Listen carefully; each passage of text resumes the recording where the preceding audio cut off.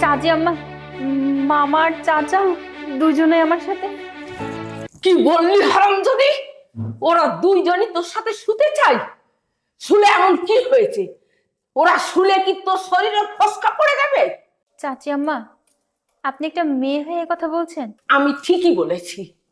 পুরুষ মানুষ 10 জায়গায় যেতে পারে, এতে দোষের কিছু নেই।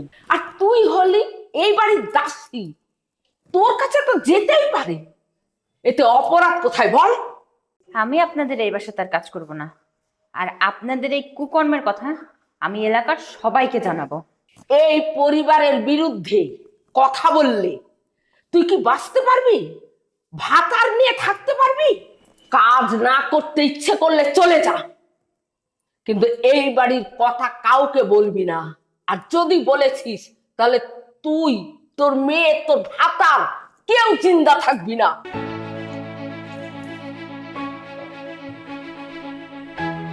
আমার কথাটা ভেবে দেখিস, তোকে রানী করে রাখবো। কুত্তার বাচ্চা, আর একটা কথাও বলবি না।